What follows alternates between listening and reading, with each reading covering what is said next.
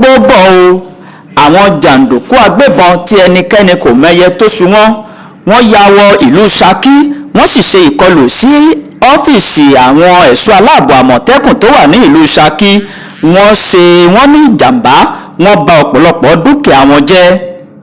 Àwọn jàǹdùkú agbébọn tí wọ́n dé ìhámọ́ra ogun inú aṣọ ọmọ ogun orílẹ̀-èdè Nàìjíríà ni wọ́n kó sí pẹ̀lú, tí wọ́n sì mórí lé ìjọba ìbílẹ̀ ìlà oòrùn Saki ní ìpínlẹ̀ Ọ̀yọ́.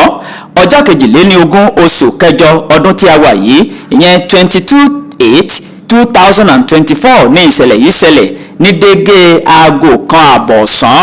Bí wọ́n ṣe dé ìlú Saki ni wọ́n kọ́kọ́ gba ọ́fíìsì àwọn Àmọ̀tẹ́kùn lọ, tí wọ́n sì ṣe ìkọlù sí àwọn ènìyàn débi wípé inú ìpayínkeke àti àìbalẹ̀ ọkàn ni àwọn ènìyàn wà ní ìgbà tí ìṣẹ̀lẹ̀ náà ṣẹlẹ̀ tán. Ó ṣojú mi kòró tí ìṣẹ̀lẹ̀ náà ṣojú rẹ̀ tó bá àwọn oníròyìn sọ̀rọ̀. Ó ní àwọn ẹ̀ṣọ́ ojú pópó títí ìpínlẹ̀ Ọ̀yọ́ ìyẹn Otman ni àwọn jàǹdùkú yìí kọ́kọ́ ṣe ìkọlù sí ní oríta Ṣàngó, tí wọ́n sì ṣá wọn ní àdá yánnayànna.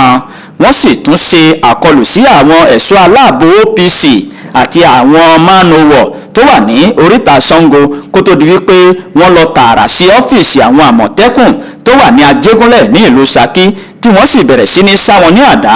Wọ́n sì bà ọ̀pọ̀lọpọ̀ ọkọ̀ wọn jẹ́. Àwọn tí ìṣẹ̀lẹ̀ náà ṣojú wọ́n ní nínú aṣọ ọmọ ogun ni àwọn ènìyàn náà wà, tí wọn ò sì ní òǹkà tí wọ́n pọ̀ rẹpẹtẹ. Àwọn ọ̀gá agbófinró ní ìpínlẹ̀ Ọ̀yọ́ wọ́n ti gbọ́ sí ọ̀rọ̀ yìí, tí wọ́n sì ti bẹ̀rẹ̀ iṣẹ́ ìwádìí lẹ́yẹ ọ̀ṣọ́kà. Ọ̀pọ̀lọpọ̀ àwọn ará ìlú ni wọ́n ti ń rawọ́ ẹ̀bẹ̀ sí ìjọba ìpínlẹ̀ Ọ̀yọ́ láti má fi ọwọ́ ẹ̀rẹ̀hẹ̀hẹ̀ mú ìṣẹ̀lẹ̀ náà, kí wọ́n ó ṣe iṣẹ́ ọ̀hún bó ṣe tọ́ àti bó ṣe yẹ.